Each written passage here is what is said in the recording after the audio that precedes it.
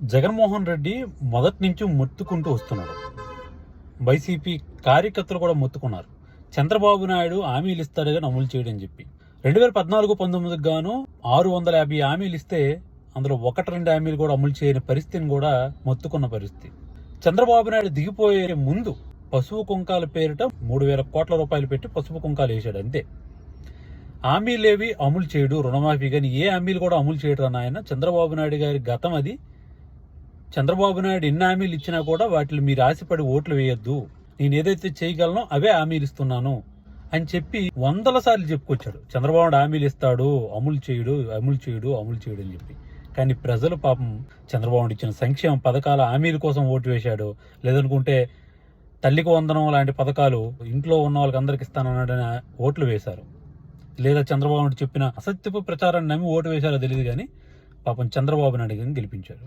ఈ విషయంలో మొదటి యూటర్న్ చంద్రబాబు నాయుడు గారు తీసుకున్నారు. జీపీఎస్ అమలు చేసి జీవో ఇచ్చి మళ్ళీ వ్యతిరేకత రావడంతో నేను అమలు చేయలేదు, ఎవరో తప్పుడు జీవో ఇచ్చారు, వాళ్ళపై చర్యలు తీసుకుంటామని చెప్పి దానిపై యూటర్న్ తీసుకున్నారు.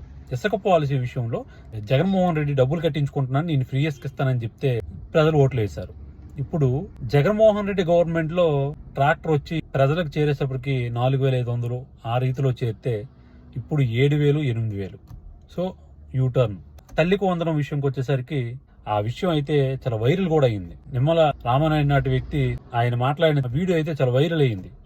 చంద్రబాబు నాయుడు గాని, పవన్ కళ్యాణ్ గారు కానీ, లోకేష్ గాని ప్రతి సభలో చెప్పుకొచ్చిన మాట ఏంటంటే కుటుంబంలో ఎందరు ఉంటే అందరికి ఇస్తామని చెప్పారు.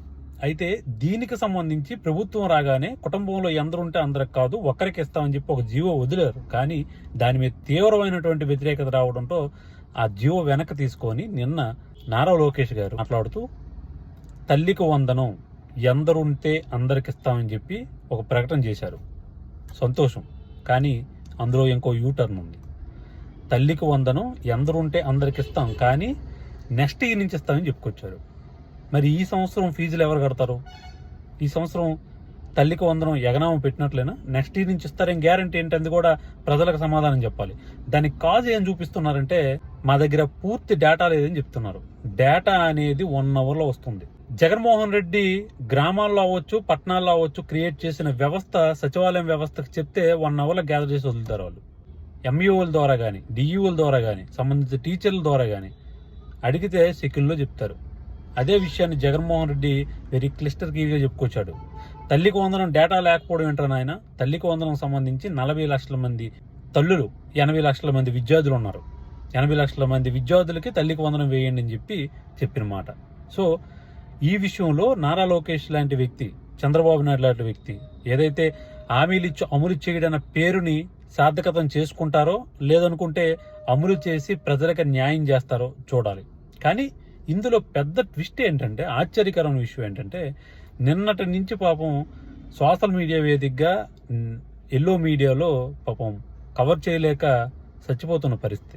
భారీ బడ్జెట్ అవుతుంది, ఎలా ఇవ్వగలుగుతారు, దీనిపైన పూర్తి డేటా లేదు, ఆర్థిక స్థితిగతులు తెలియవు అని చెప్పి ఈరోజు చంద్రబాబు నాయుడు గారు బడ్జెట్ కూడా ప్రవేశపెట్టిన పరిస్థితి. ఆర్థిక సంవత్సరానికి గాను బడ్జెట్ ప్రవేశపెట్టాల్సి ఉంటే బడ్జెట్ కూడా ప్రవేశపెట్టిన పరిస్థితి. ఆర్థిక స్థితిగతులు తెలియకుంటే ఎలా ప్రవేశపెడతామని.